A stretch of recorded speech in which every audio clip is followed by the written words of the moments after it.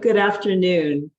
We're delighted you could join us at your lunch hour for our Navigating the Home Buying Process webinar with an emphasis on how to obtain a home loan.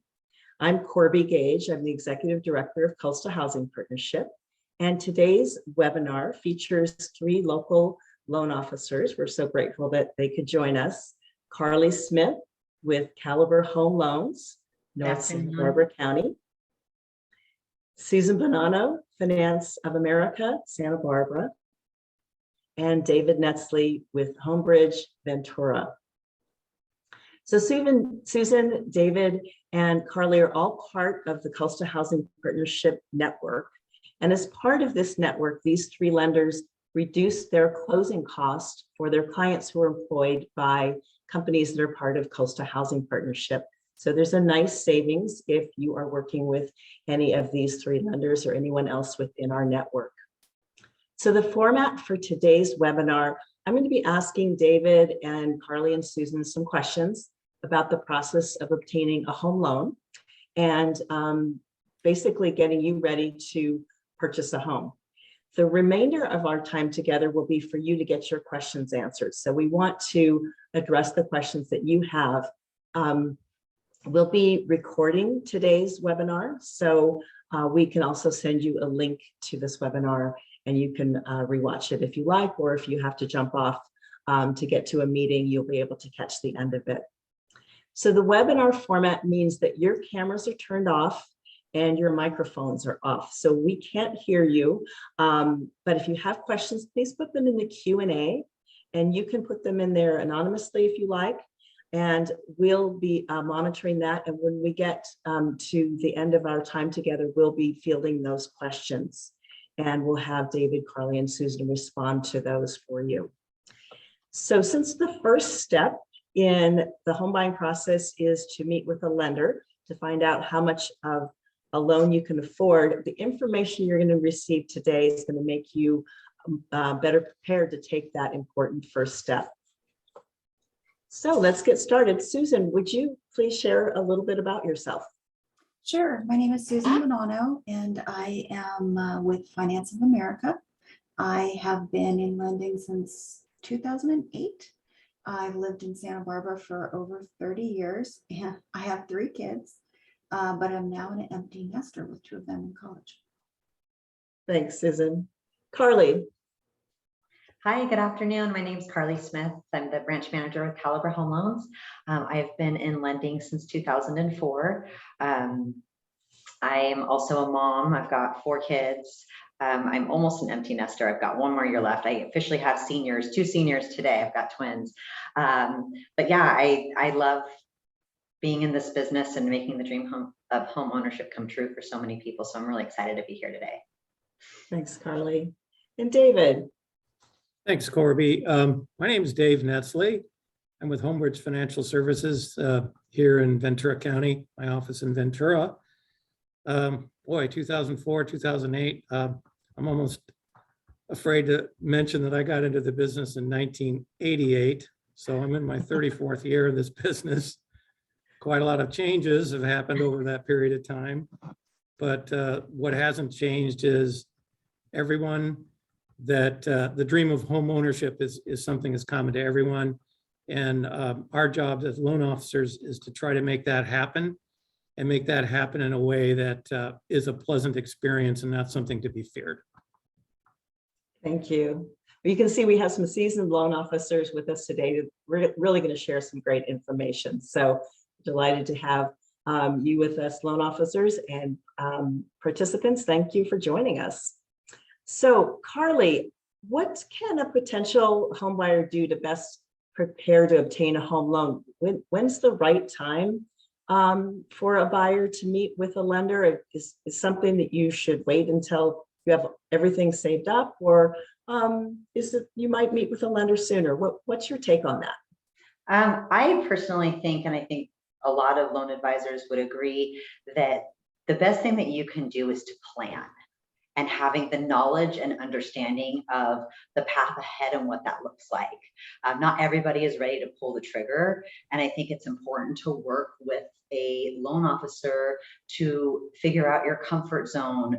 To some people don't even know what their credit score is or what that even means. Some people don't have credit. So there's so many precursor steps that it's important to take and to understand and have knowledge behind. I know it can be really scary, because you're not sure if it's going to be a possibility for you. And I'm a big believer in it's never no, it just may not be right now. So the best thing you can do is sit down with somebody and talk to them and figure out a path to get there. If it may not be tomorrow, it may not be next year, but if you have a 2-year plan, then you can work for that plan, figure out how to get your credit in a position to get the best interest rates. Also figure out a comfortable monthly budget that you can handle for a mortgage payment, because some people can actually qualify for a lot more than what they are comfortable with. And then also I would say to cut out unnecessary expenses, little things that, like Starbucks that can add up. You can put that money towards paying down credit card debt or towards savings. DoorDash is a huge waste of money. It's very convenient, but it's a huge waste of money because you're paying like 1.5% more than what you would be if you were just to go to the grocery store yourself or go pick it up from the restaurant. So little things like that, I think it's really important. To get an understanding of your personal financial picture. And also I tell everybody, even if your friends are buying, you do it when the time is right for you. That's great advice. So it sounds like you're saying that even if you don't think you're ready to buy for 2 or 3 years, you still should go meet with a lender now. It still makes sense. Absolutely. Okay. Yeah, and we may not, you can, just because you're meeting with a lender doesn't mean that they're going to pull your credit and send you into underwriting that day. It's all about getting the advice from a loan advisor. And that's why it's so important to use somebody local and somebody that's in your community, because they're going to really give you the proper advice of how to move forward on that path. And really set up that game plan. Mm-hmm. That sounds great. Great advice. Well, Susan, so if once you meet with the lender, I think, basically you are going to be asking for a pre-approval. And why is the pre-approval important, and what's involved in that process? Well, what's involved is basically determining what you're comfortable borrowing and what price range you want to be in when you are buying your first home. The process is educational. It's totally free. It's very informative, as Carly was saying, and you'll have the opportunity to review monthly payments, how much down payment or cash to close you're going to need. And you can also compare and contrast different purchase prices, different properties, condo versus home, and really get a wide range of information about where you want to land. So it is a planning process, as Carly said, and it's important not only for budgeting and for peace of mind, but it's also really important when you go to make an offer. Your offer will be given much more priority because you have included a letter of pre-approval, or you've shown that you've been approved. It's very common that realtors don't even really want to write an offer unless you've been pre-approved, and you can show that. Some people in this current market are going a step beyond that, and they are getting actually approved, not just pre-approved, which is just taking it one step farther. And that changed, I would say, about last December. The California Association of Realtors changed the purchase contract form, and now you actually are specifying if you are pre-qualified, pre-approved, approved. So it's become much more common that people want to take it that extra step. How you go about it is basically gathering financial information. So similar to what you would be doing if you're preparing to get your tax return done. You're going to be getting W-2s, pay stubs, bank statements, just gathering your financial data to give to the lender. The actual process is not particularly intuitive. We'll help you determine what you can be approved for, but it'd be really hard to guess how we're going to do that in advance. It's a combination of your income and your assets and your credit. And I know that David will be talking about credit shortly, but we can really use that formula to look at the whole picture. It sounds like it's really more important to talk to a lender than to just go onto one of these mortgage loan calculators that you find on the internet that may not give you an accurate picture. That is so true, because as I said, most of it is not intuitive. We look at income very differently depending on the way that you receive it. So if you're self-employed, we're often averaging over at least 1, if not 2 years. When you're salaried, we're looking at just what your current salary is. If you get overtime, bonuses, commission, we look at that differently. So there are lots of different ways that an underwriter is going to look at it. You wouldn't necessarily be able to guess. And people also get confused about, should I pay off debt? Should I, close credit cards? And a lot of times I think people end up making mistakes because they don't get the plan in advance. And so, I totally agree with Carly that the earlier you start and the more you have consulted with someone, you'll make much better choices. So that game plan is just so important. So is the lender going to tell you, they're going to advise you whether you need to get the pre-approval or the complete pre-approval? Are they going to let you know when that's appropriate? Yes, we would definitely work with you to decide. I mean, if you're just planning, you probably don't need to get fully approved by an underwriter. Often the realtors are really looking for that. If you're out actively making offers, they really like to see that you've already been approved, because the market has been competitive and that gives you an edge. But that's something that we would determine together in terms of where you are in the process and what would meet your needs. And I think you mentioned there's no charge for the pre-approval. Is that There's correct? no charge. Yeah, it's completely free. And it's, it's a great process to learn and explore. Great. Some people are very surprised. I've had people come and say, I never thought I could qualify for this much, and other people, as Carly said, are disappointed, and they wish that they could qualify for a little more. So what they need is a plan to come up with, how can I get there, next year or in 6 months or some point in the future.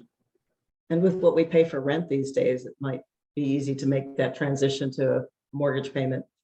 It's really shocking often when people show me what they're paying for rent. It's more often than a mortgage.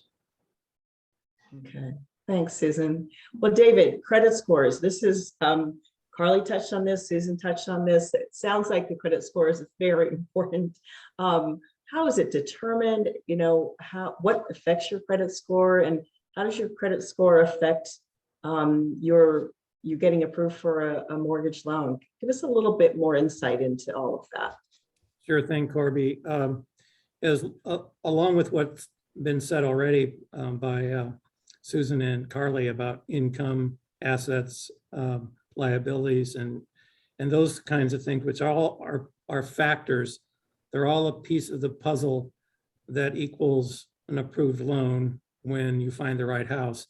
So credit scores are just a very critical factor in what's going to be evaluated when you do go for a loan to buy a home. And what a lot of people don't really realize is that there are many different kinds of credit scores. I've been informed by, hey, I've got a 740 credit score. Well, that's great, but is that your FICO score? It may not necessarily be that. It could be something called a plus score or a platinum score or some other score that consumer credit lenders use to evaluate credit risk for, consumer items. So the the critical FICO score or the critical credit score is called the FICO score, which is the Fair Isaac Company. They created back in the 90s an algorithm that basically took credit reports that were in many cases reviewed somewhat qualitatively rather than quantitatively. It was supposed to level the playing field so that based on just the numbers and how credit is looked at could be much more uniform. And once those went into effect, all your major mortgage lenders adopted that process and that score or that combination of scores to evaluate your mortgage credit risk. So there are 3 major bureaus that retain credit and that credit lenders, including mortgage lenders, report to. That's Equifax, Experian, and TransUnion. And they basically evaluate a person's credit based on a number of things. One of the most important is the length of credit history and the performance of that person in their credit history. Have they made their payments on time? The type of credit that you have, that you are using. And it's basically looked at installment loans versus revolving lines of credit.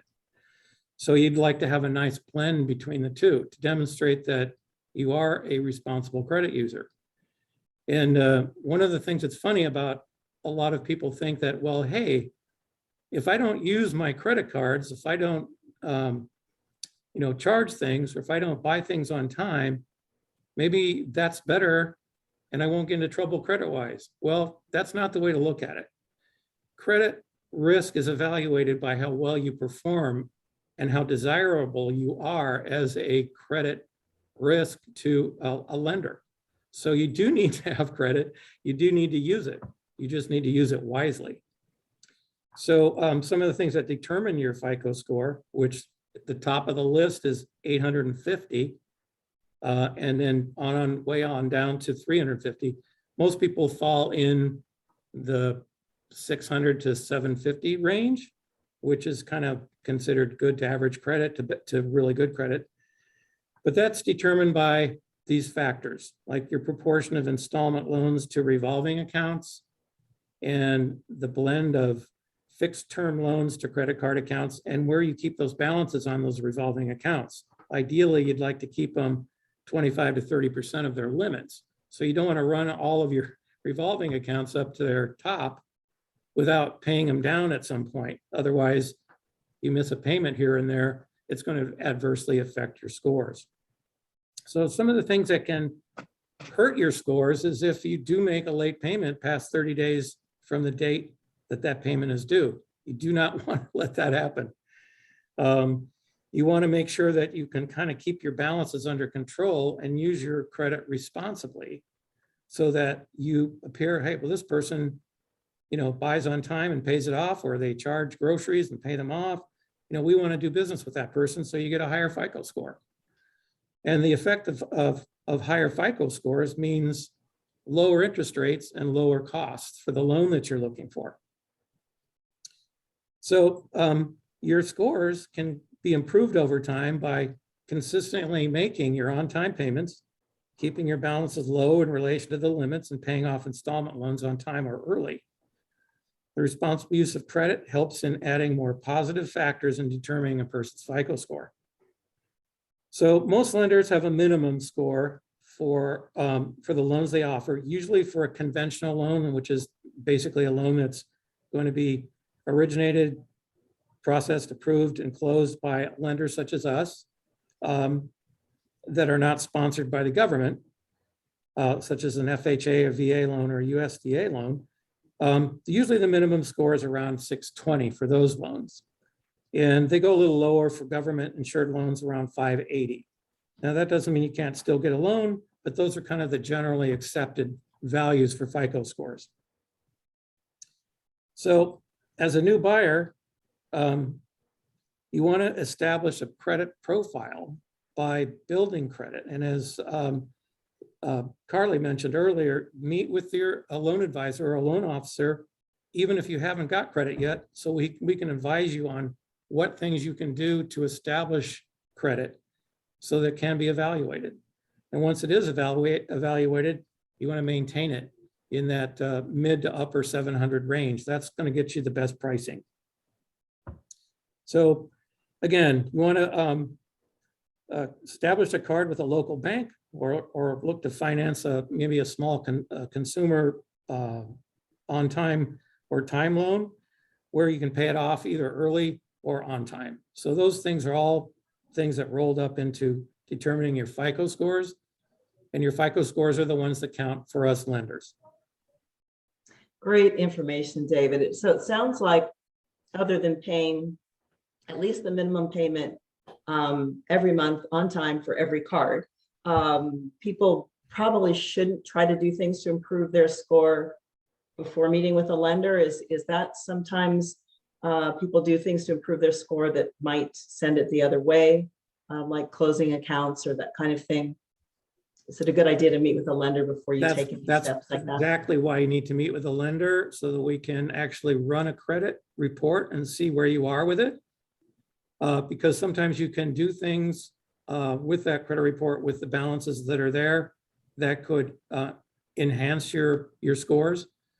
What you typically don't want to do when you're in the middle of applying for a loan and you've found the right house is you don't want to take out any new credit. I once had a borrower that was in the middle of getting his loan processed for a fairly expensive home out in the harbor in Ventura. And he decided, well, he just couldn't pass up this brand new, I think it was a high-end car of some kind. I think it was a Porsche. It was like a high-end Porsche. It was going to be a payment of $975 a month. Fortunately, it showed up as an inquiry, and I said, hey, dude, what are you doing? This is going to blow your ratios for this loan. So you know what? Don't take the loan yet. Wait till you close. Good advice.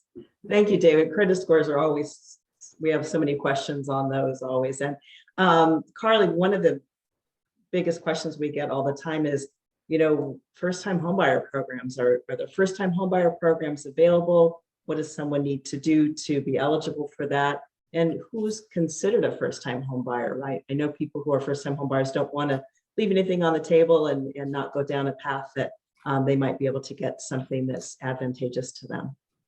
Yeah, so a first-time homebuyer in the lending world is actually somebody who has not been on title for at least 3 years. So if you have not owned a home, or let's say if you have, if you inherited a property, but you may not have actually purchased that property, that would knock you out of being a first-time home buyer. So if you have not been on title and actually owned a piece of property for a minimum of 3 years, you are considered a first-time home buyer. So there are people that had a home back in the early 2000s that maybe lost it due to foreclosure when the financial crisis hit. They are now considered first-time home buyers because it's been an extended period of time. So they would be eligible for any first-time home buyer programs that are out there. One of my favorites, which is not, I believe it's underutilized, is USDA. It's fantastic for first-time home buyers because you can actually finance up to 105% of the appraised value. So what that means is if your purchase price is $300,000, don't know where we find that around here, but we'll just use that number for round numbers, and the appraised value comes in at $320, then you can finance up to 105% of that $320 to include your closing costs. I don't see that happen very often, but it has happened. The caveat to that is that the first-time homebuyer programs are a lot more strict with the credit score. So in order to obtain that high level of financing for the loan to value purpose and really not have to come in with much, the lender and the investors generally want to see you have a FICO score, and we take the middle of the three of a 640. That's going to be your minimum FICO score.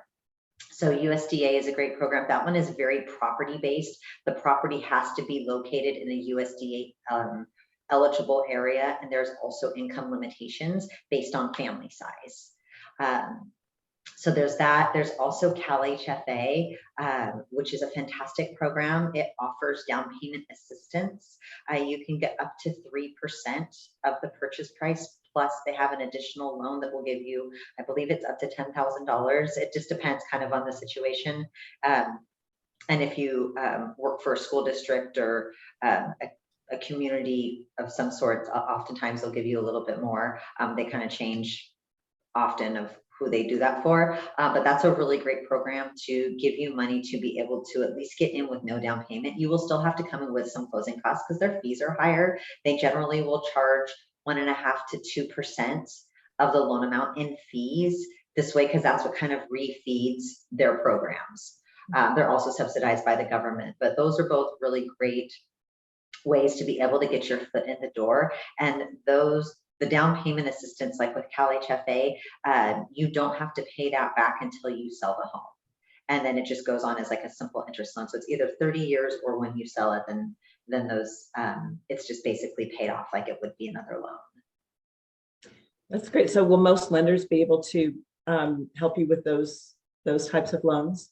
Yes, for you have to be certified in both, but the certification process is relatively easy. It just takes a little time to go through the webinars and understand the programs. I think it's a really valuable product to offer, especially here, especially in northern Santa Barbara County. I did a lot of them in Santa Maria for a new home track. It was really great. We had some, I had a young family who they were going to get a gift from a family member, and that family member backed out.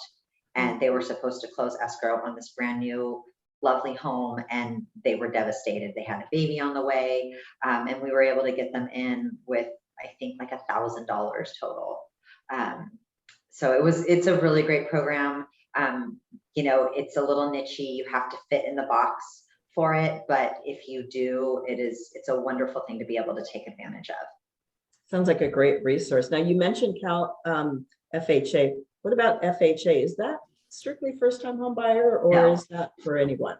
No, you do not have to be a first-time home buyer for an FHA home loan. You just have to live in the property. So I personally love doing FHA loans because you come in with 3.5% down plus closing costs, but they're a little more lenient on the debt to income ratios. So you can push kind of not max out, but you could go a little bit higher on the debt to income ratios with FHA loans. I do quite a few of them up here in northern Santa Barbara County. Okay, but you do have to balance out that high mortgage insurance rate. Yeah, the mortgage insurance is definitely higher, but what is nice about them is that the mortgage insurance on an FHA loan is not FICO driven.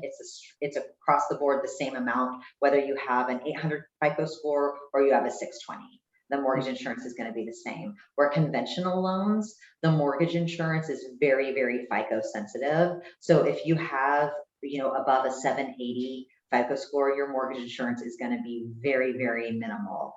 But if you are on the lower end, then your mortgage insurance is going to be very high. And that's where I would say, we want to kind of shift towards an FHA loan instead of a conventional. FHA loans, the mortgage insurance is on there for the life of the loan unless you refinance into a conventional. Conventional loans, you can opt to have borrower paid mortgage insurance, where that's going to drop off once you get to that 79.99% loan to value. Great, thank you. Well, you can see how important it is to meet with the loan officer and figure out, you have so many different options and figuring out what your game plan is. Sometimes people are thinking they're not ready to buy for a couple, 3 years. Find out there's a loan program out there. Maybe they're ready in 8 months. So, that's so important to take that step and not look back and say, oh, I should have done it back then. So thank you for sharing that, Carly. So Susan. Corby, if I go may ahead. interject for a second about what Carly just said about the Cal HFA. Not many lenders are aware of it yet because they've just released this new program, and it's called the Equity Builder Forgivable Loan. And that's a game changer because now used to be down payment assistance up to 3%.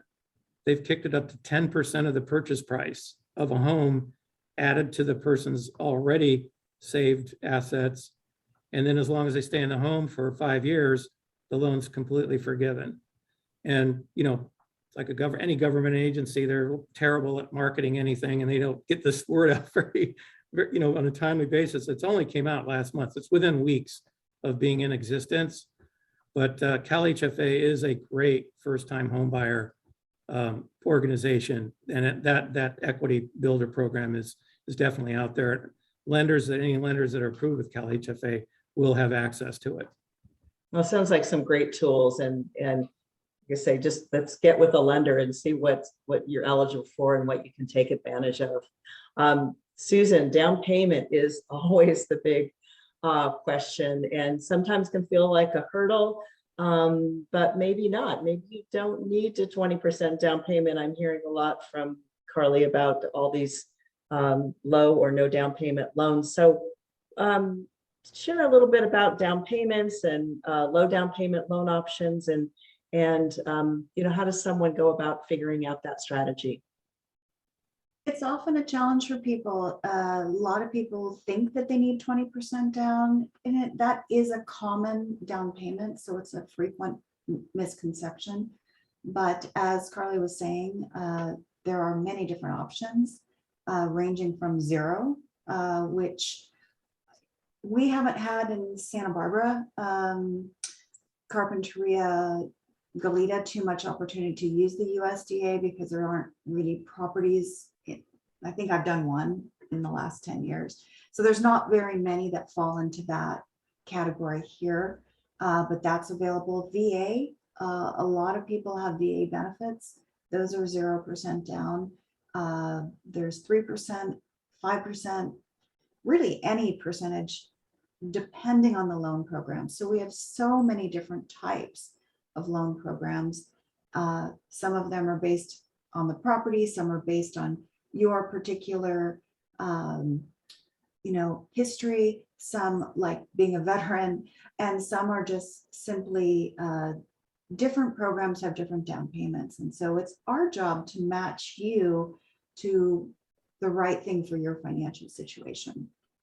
And very, very frequently, I work in conjunction with, we all do really, with financial planners and someone's CPA. And we talk to them about, are they better off putting more or less down? Sometimes it's very surprising in looking at the person's whole financial plan that they're actually better putting down less than more. Mm-hmm. So it really is it needs to be a personalized plan. And there was a lot of talk when we were talking earlier about the mortgage insurance. I don't know if all of you even know what mortgage insurance is, but I think it'd be helpful to share just what that is, Susan, if you don't mind taking a few minutes to do that. Sure. When you have less than 20% down, normally you either need mortgage insurance or you do a first and a second loan. In the old days, we called it 80-10-10 or 80-15-5. But it's basically something that protects the lender when you're putting less down, because when there were foreclosures and when there were problems, frequently the people that walked away from their homes had put less down. They had less invested in the home.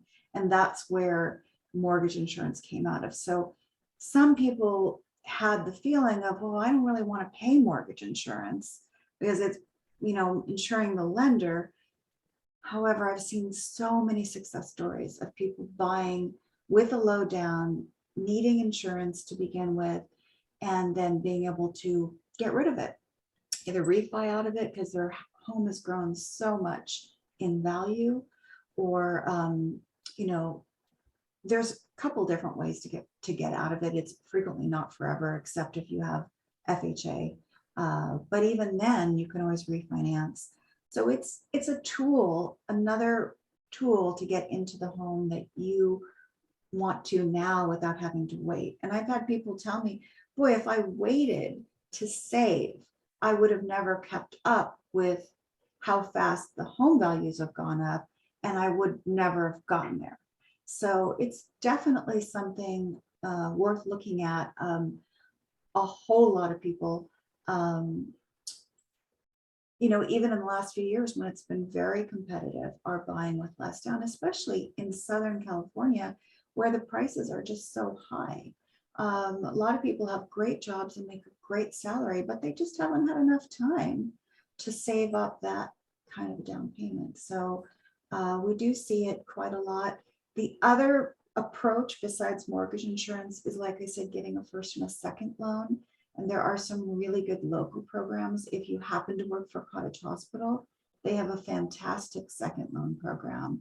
The interest rate right now is like 3% on that. And it's really good. South Coast Housing also has a program. There are many second programs. So it's another way to put less down.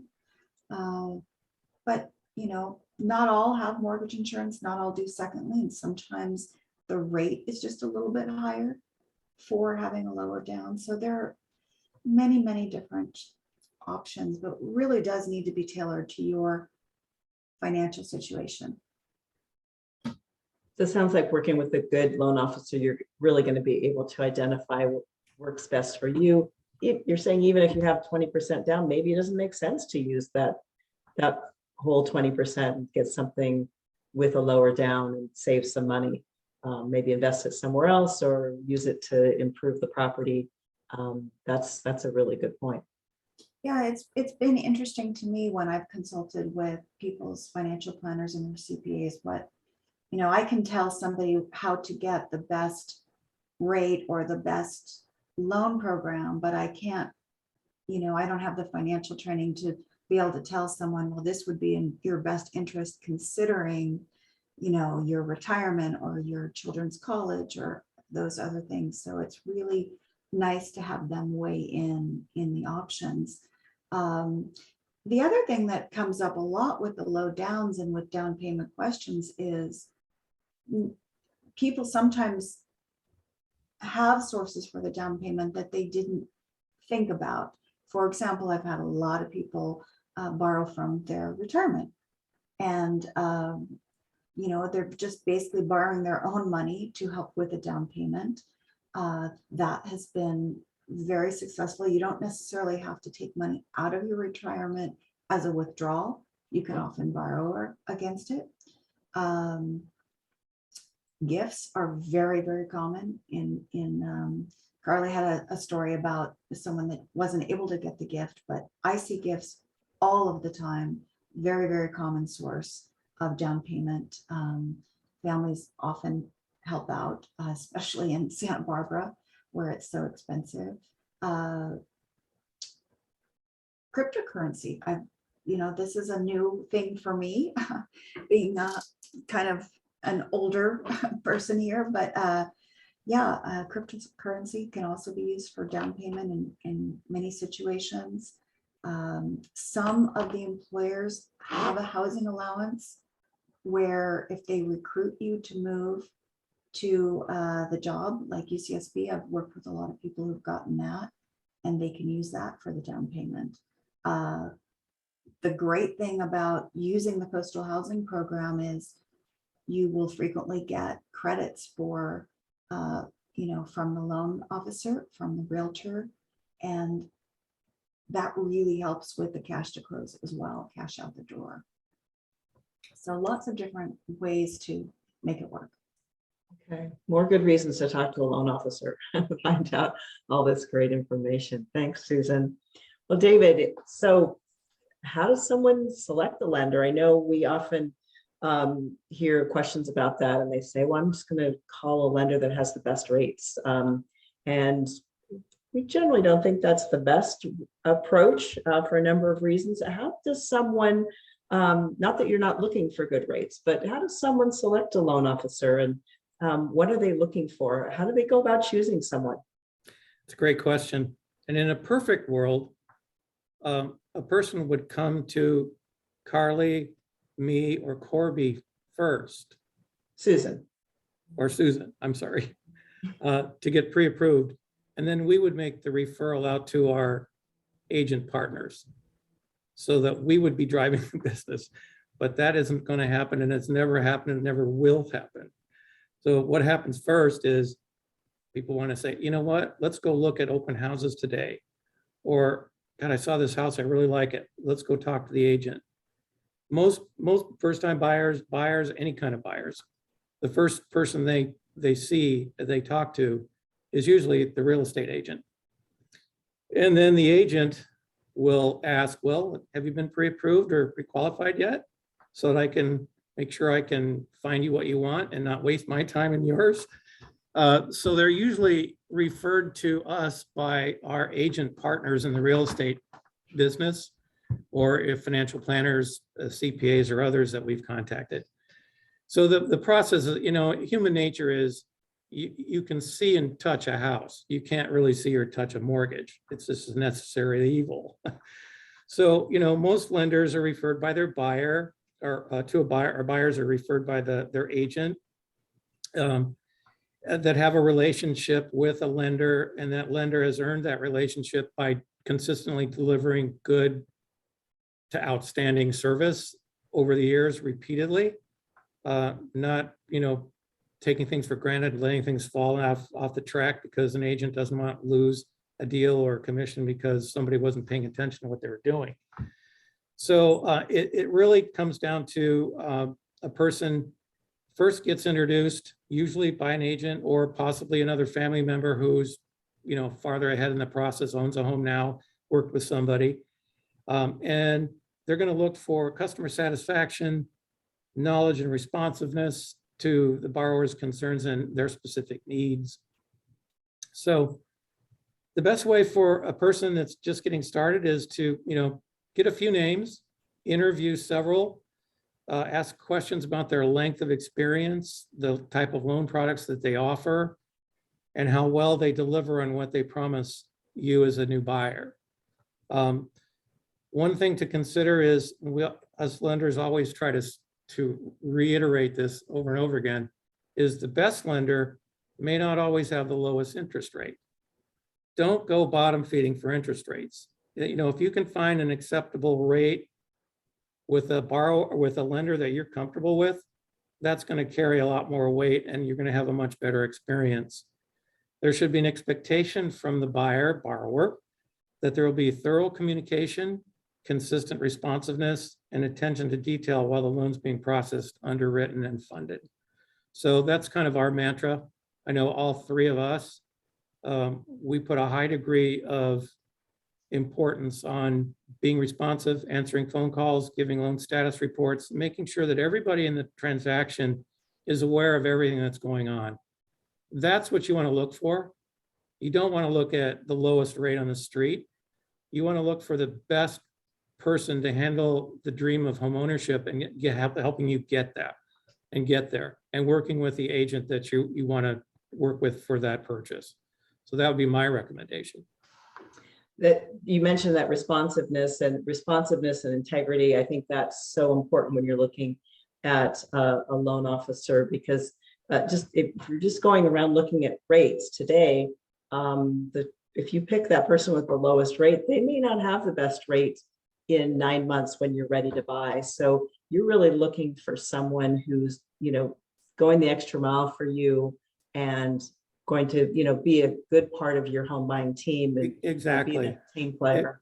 Exactly. In fact, I'm sure all three of us loan officers just love it when we're driving and we turn on the radio and we hear all these, what I call radio lenders advertising their like ridiculous pie in the sky rates based on like 60% down, a 780 FICO score, and a 10-year adjustable or 10-year fixed rate loan. And they pass that off as thinking, oh, this is the 30-year rate today.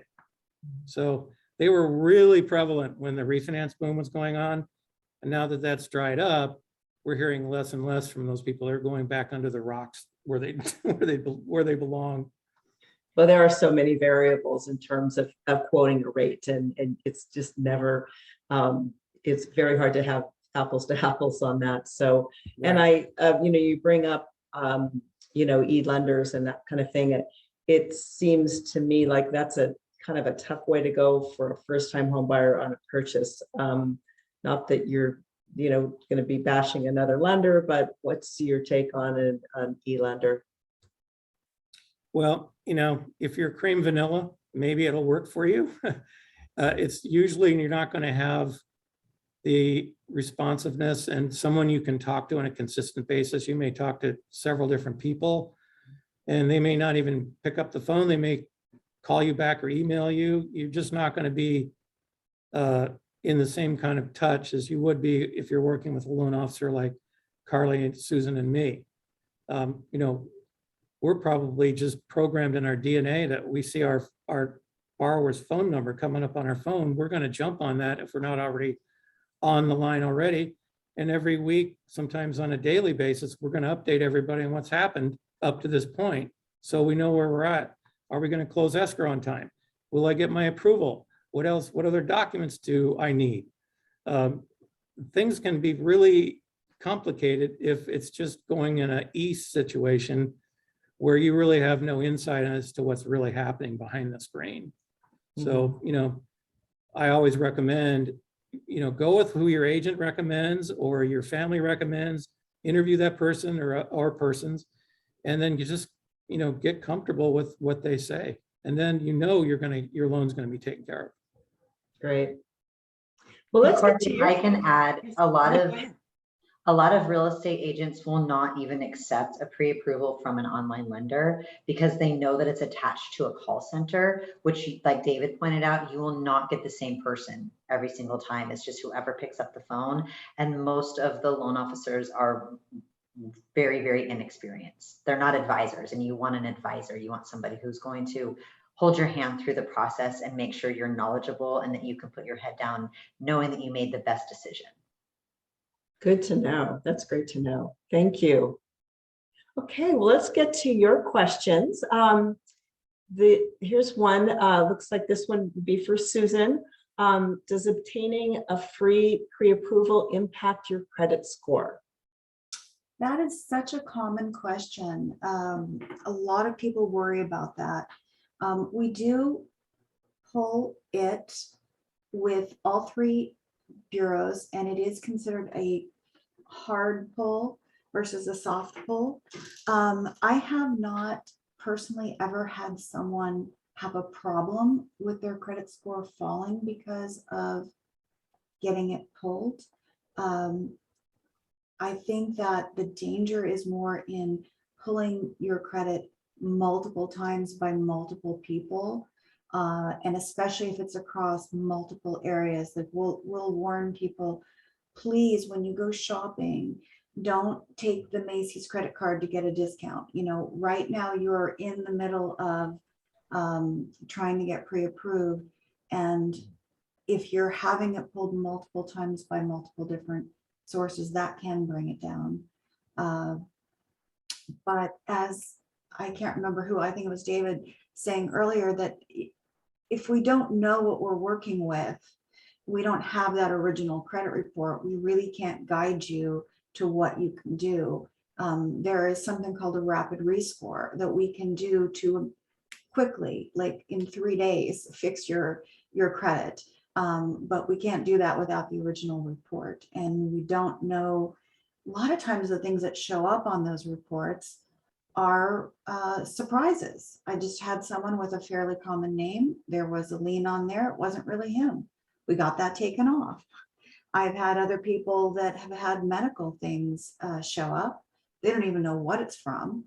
They don't have any outstanding balances. Well, the HIPAA laws protect people, so it's easy to get those pulled off. So there's quite a few things that we can do once we have it. I just wouldn't have your credit pulled multiple times, and especially not along different lines. Like I always tell people, I do not, if I'm car shopping, I do not allow them to pull my credit. I wait until I'm ready to really investigate. But we do like to have it originally. So again, I've never seen anyone have a problem because of us pulling it. And so it sounds like it's such a good planning tool that you have to do it, even if there were a slight impact to your credit score. David, someone is asking, my bank and Credit Karma show me a score based on Vantage Score 3.0. How does that compare to FICO?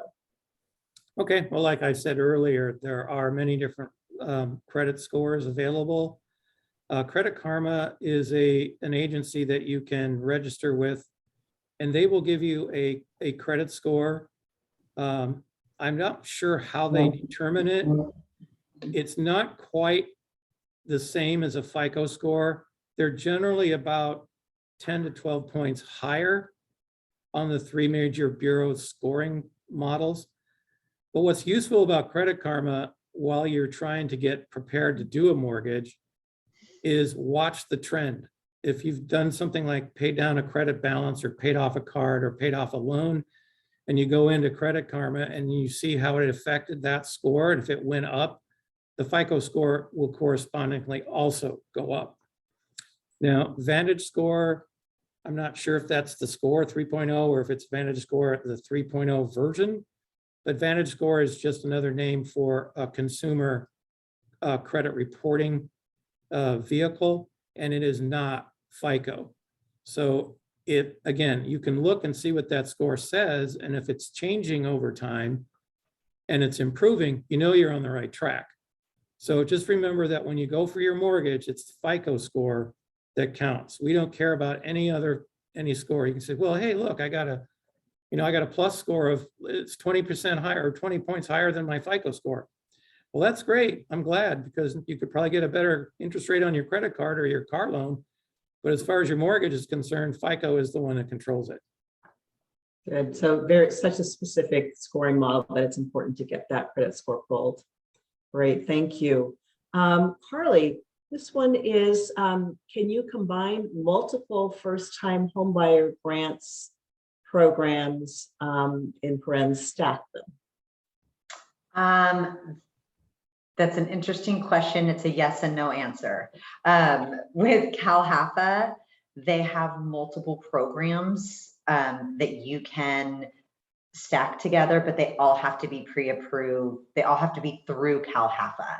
So whatever grants they're offering, you can stack that with their down payment assistance loan. So they have one that's an FHA loan. You pair it with an FHA loan. It's called a ZIP +3. So they're going to give you 3% of your sales price, and then you can stack it with one of their other loans. I have not looked much into the loan that David had talked about, the equity builder, but I do know previously they had a loan called My Home that we would stack with their ZIP +3. So that would give people, some of my clients, they had about 30,000 of grant money come over, which helped them with their down payment and their closing costs. But you can't do a USDA loan stacked with something from CalHFA. They're two different agencies, and so it has to be within the same agency. I hope that answers. So it's just going to vary depending on which products, and that's where you guys come in terms of advising. Hey, this will work for you, and here's a program that works because of this income or whatever. So yes, exactly. They're all approved through the lender of who they work with. Sometimes there's funds available, sometimes there isn't. So it just depends on the funding. It's a very fluid industry with the down payment assistance. okay, great. Susan, this one is, I hear about programs to help with down payments. Being that California is so expensive to buy a home, do these programs help out people who may already have a down payment to make the mortgage more affordable?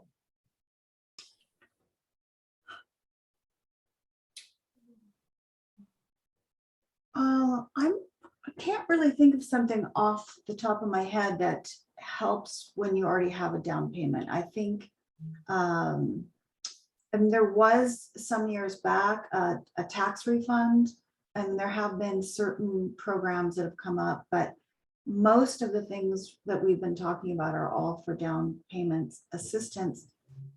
I have found that they are a little challenging in our price range, because so many of them are income restricted, and 80% of the median income in Santa Barbara is 90,000, which is really helpful for affordable housing or workforce housing, because at that price range, with that salary range, you could buy something at a lower price point. So sometimes what happens in Santa Barbara is that the program, although it's fantastic, in getting you some help, you can't quite qualify for the house that you want to buy here. So that's been a little bit of a challenge for a while. Some of the programs had a little bit more flexibility. Right now, they're much easier to use in the North County or in Ventura, just because of the price point differences. Great, thank you. David, do multiple payments per month on credit cards, in parens, paying the balance halfway through the month and again at the end of the month, affect the credit score in any way? Not directly, but the effect is if you've paid a significant amount down from the balance of the previous month by the statement date, that's the date at which the creditor will report to the credit bureaus. And if you've made, they really won't know that you've made multiple payments, but what they will see is a significant drop in your balance. And if that's reported by the time that the statement closes, it's automatically going to translate to a better FICO score. So, it's just that would be a mechanism for which if let's say you set something up on an auto draft every 2 weeks on your credit account, by the end of the statement date, that new balance is going to get reported, and that will be the mechanism that will improve the score as long as it's going down. Okay, great. And there's another question I noticed here, which I think it's from Aaron as well, about possibly needing to buy a new car soon. And is there a difference between financing it or leasing it regards to getting a home loan? Well, the answer is no matter if it's a lease or an installment loan, that payment will be calculated into the debt ratio. But for those of you who maybe have a car that's being financed, that's getting close to being paid off, usually within 10 months of the loan being extinguished, that loan will not be counted in your debt ratio. It'll be excluded because you bought a car, you don't need another one.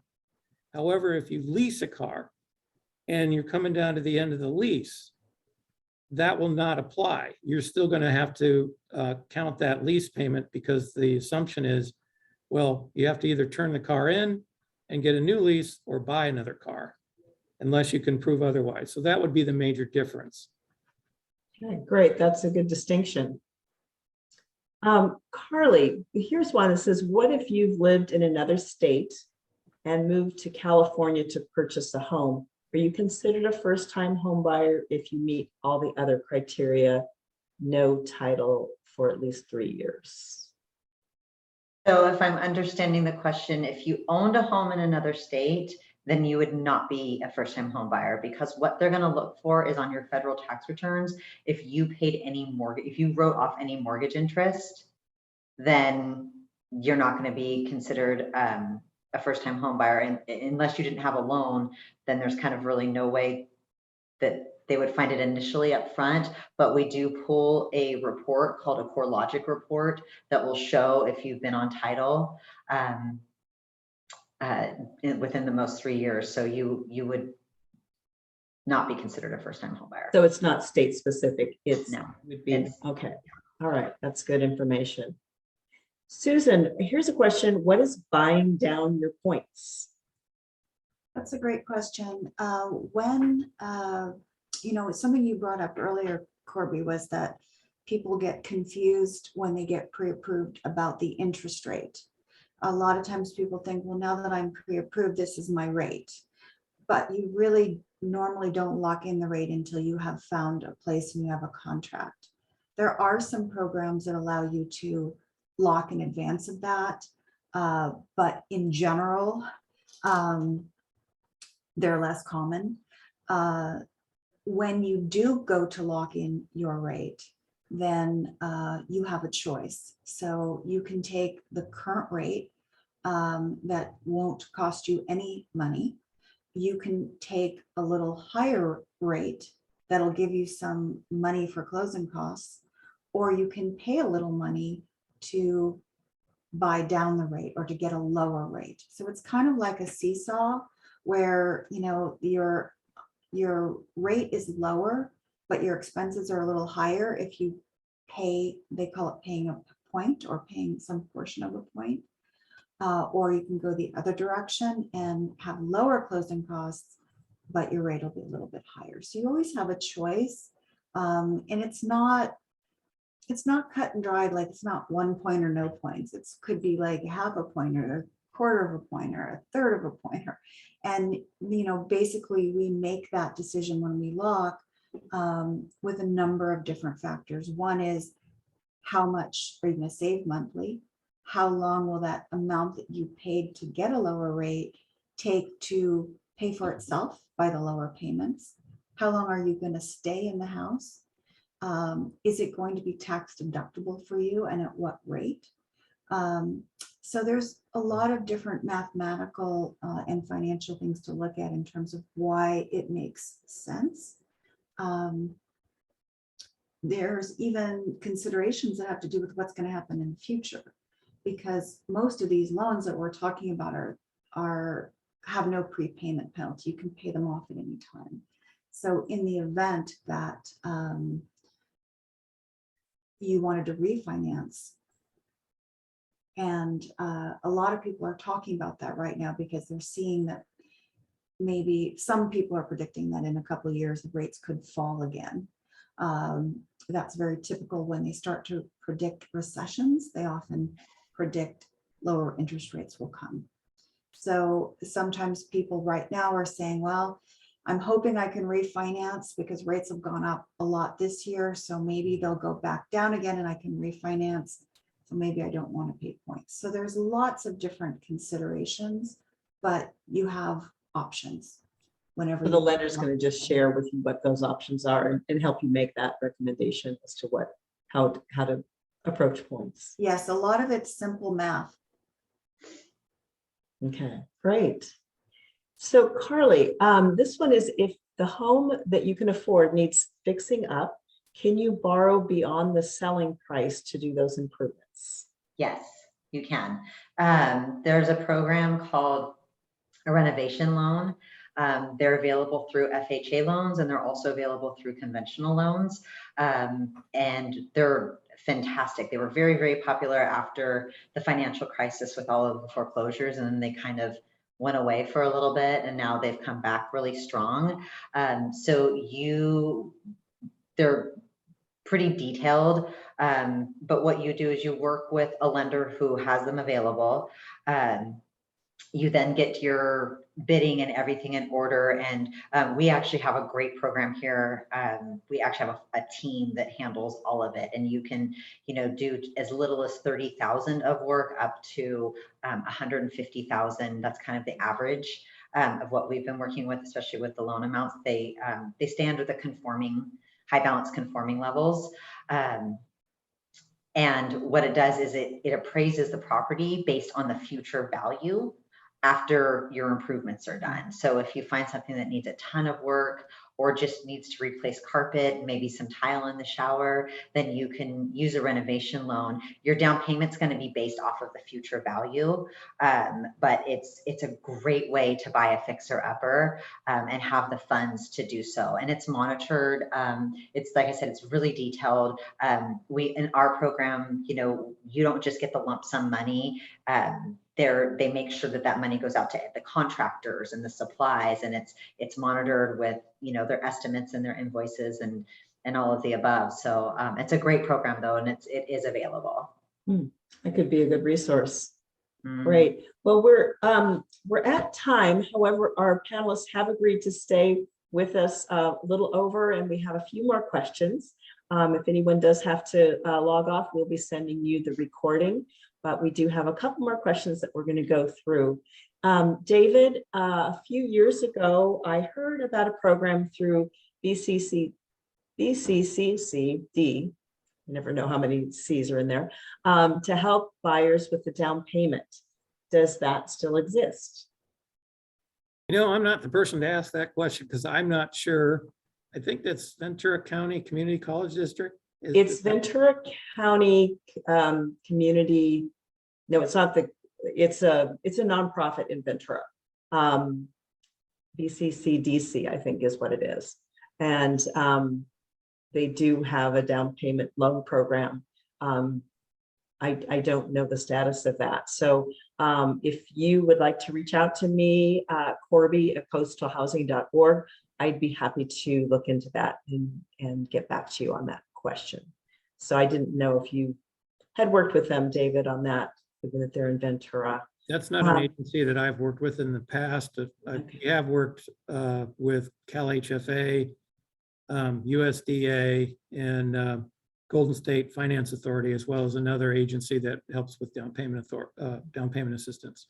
Okay. All right, David, I'm going to ask you this one. I see differing messages online depending on where you look. As far as credit scores go, what is considered good, great, and excellent? Oh, okay, well, that's those are generic names for what we call that. But typically, good credit is between 640 and 680 is considered good credit. 680 up to 720 is probably considered, above average. And then if you're 740 all the way up to 850, that's considered excellent credit. So the kind of the dividing line is usually around 740. Borrowers with that mid score for a loan generally get the best interest rates and the lowest cost to close a loan. And then it kind of graduates down. The lower the FICO score, the higher the cost. Great. All right, this is a loaded question, so I'm going to ask all three of you. Susan, I'll start with you. What is an acceptable rate? It's acceptable if you can afford it and you're comfortable with the payments. I've seen people try to chase rates. It's kind of like trying to figure out the stock market. Is it, did I buy on the right day? Did I sell on the right day? It can cause people a lot of stress when they go into escrow, deciding, should I lock, should I not lock? You don't have to lock the first day you go into escrow. So a lot of it really has to do with your comfort level with what you're purchasing. With rates going up, sometimes now people are looking at adjustable rate instead of 30-year fixed rates. So there's options that you can look at from that perspective. There are definitely, in terms of an acceptable rate, there are some government regulations to make sure that you're not, being overcharged. There are rules about high cost loans versus normal loans. So there are things like that to look at. The government also put together the whole APR system to help you compare. As David was alluding to earlier, sometimes people advertise things that sound too good to be true. And then when you actually look at the fine print, they really are. They're quoting you a very low number, but then if you look at the costs, they're charging you a lot to get that low number. So there are some ways to make sure you're not being taken advantage of or cheated in terms of being an acceptable rate. But beyond that, if you're dealing with someone you trust and just choosing between rates, it's really going to be what's affordable to you. That would be my recommendation. Just make sure that you're comfortable, because rates may fall and you may be able to refinance, but if they don't, are you happy? Can you make this payment now? Good. Carly, anything to add to that? Or yeah, I mean, I'm just going to piggyback on the APR aspect, because I have had a lot of people, when they get the disclosures, the APR is higher than what the interest rate is. And the APR is what actually, it takes the interest rate and then it calculates the cost of the loan. And that's how the APR is determined. So if you have a loan, like FHA loans, for example, because they have, a funding fee involved with them. They've got the upfront mortgage insurance fee, and then they also have a monthly mortgage insurance. The APR is going to be a lot higher on one of those because of all of the fees. You know, a lot of them are rolled into the loan, but some of them aren't. And so that APR is always going to look a little bit higher. And again, this is why it's important to have a mortgage advisor so we can break down what all of that means, because it is a lot of information. So, you know, I think what Susan said is an acceptable rate is, you know, one that you're comfortable with. I would highly advise not, you know, talking to your neighbor and, you know, your father-in-law and whatnot, so they tell you what their rate is and what yours should have been, because they don't know your financial situation. Good point. David, anything to add to that before we have? Yeah, the APR that we're all talking about is called the annual percentage rate. It's really factors in the cost of acquiring the loan, things such as the lender fees, title fees, things like that, that you have to pay to get the loan to start with, that actually add to the yield of that loan over 30 years if you only make a payment every month for 30 years. So yeah, that's how you really compare the cost. As far as what an acceptable rate is, it kind of depends on the situation you're in. Not every borrower is going to be the same or have the same needs.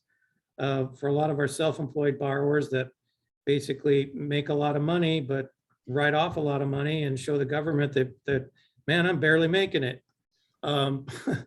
So they don't have enough money to qualify under the normal rule of ATR, or ability to repay. Every loan that goes out the door these days has to have ATR met. How you meet that can be either through qualified mortgage, which is where we've analyzed pay stubs, W-2s, tax returns, 1065 partnership returns, all those things.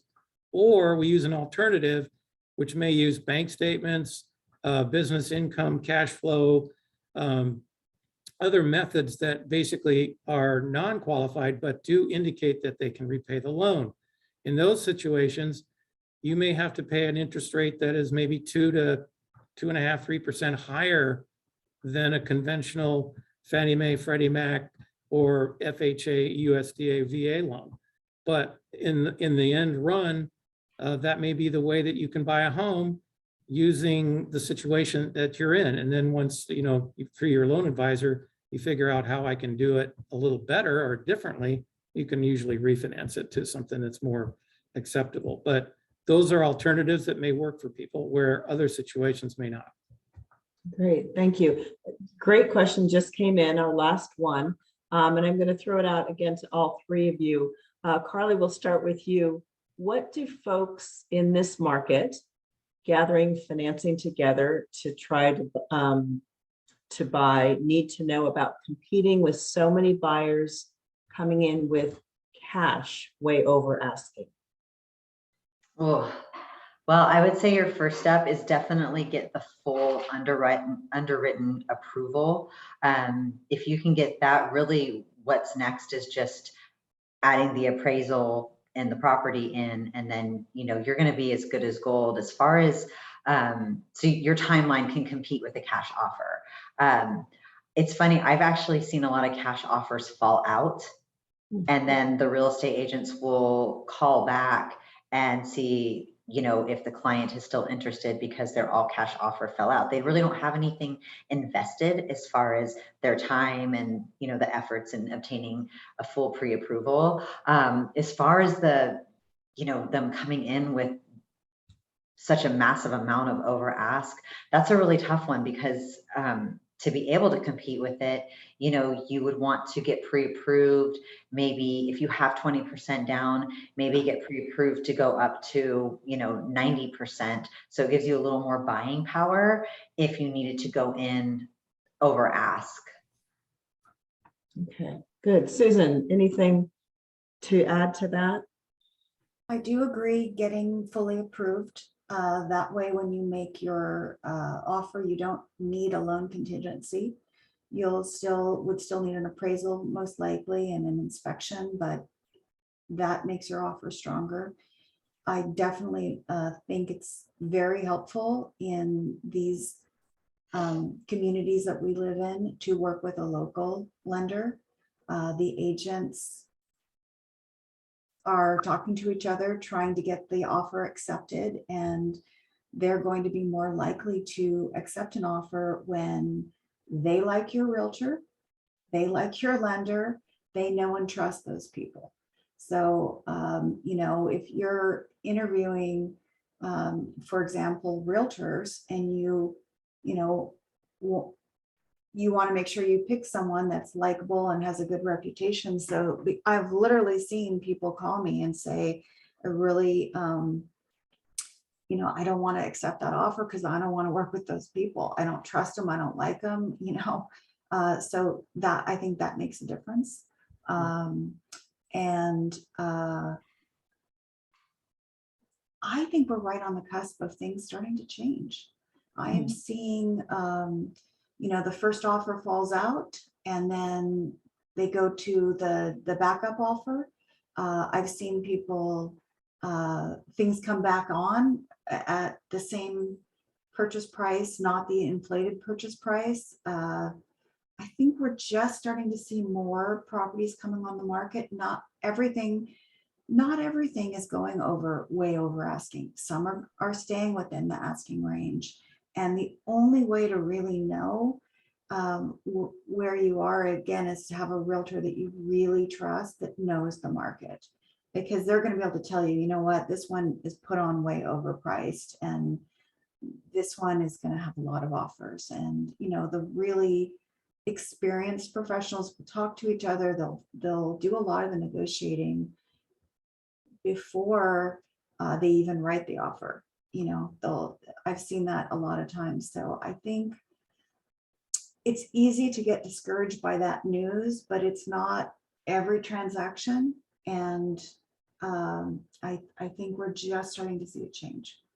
Well, that's great news. We do need to see that change. David, do you have anything to add to that? Yeah, I mean, I've just put in escrow a buyer of mine that we started the process a year ago, June of 21. They made multiple offers in multiple communities that they finally decided in. And they were typical 20% down, high balance conforming buyers, excellent credit, great jobs, everything. Kept getting beat out by 40, 50, 60% or cash down payments or cash buyers each and every time. And that was because of, you know, multiple 8, 9, 10 offers on the same property. Well, since first of the year, we're starting to see a little bit of a plateauing on pricing because of rates coming up, and also more houses now are coming on the market. I think sellers are finally realizing, hey, if I want to sell for the amount of money I want, I better get it done now, because it looks like it might come down. We don't know if it's going to come down or not, but the law of averages right now, as far as the changes that have been made in the mortgage industry, indicate that it's not going to be because people are defaulting on their mortgages. Quite the opposite.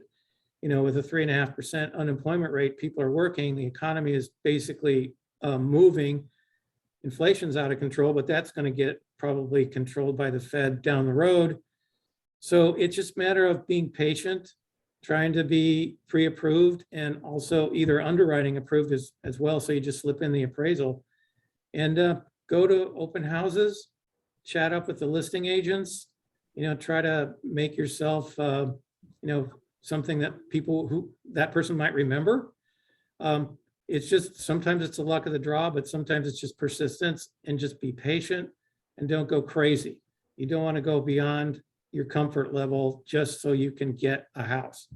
You know, take your time. It took these people 12 months to get it, but it's now falling right within their green zone as far as their budget, location to work, and everything, and it was worth the wait. Great tips. And the final question is, will you be sending this recording? Yes, we will definitely send this recording out to everyone, so you can hear this information again.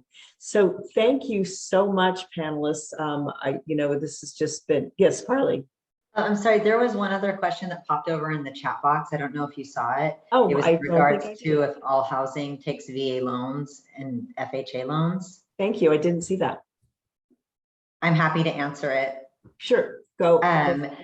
So single family homes any, as long as they could fall within the loan limits of FHA and VA, you should be able to offer a,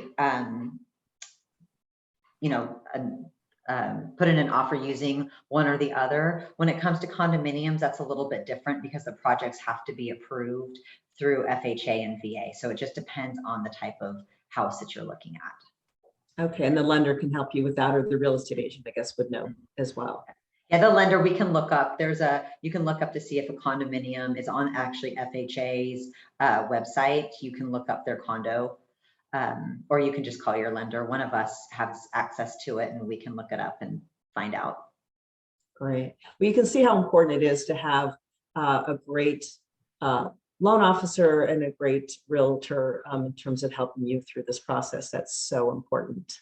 One more question.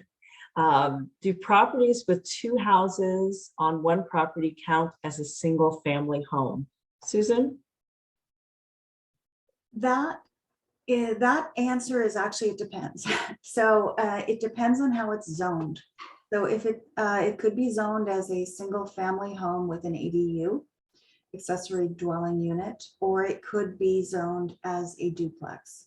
So it will really depend on how,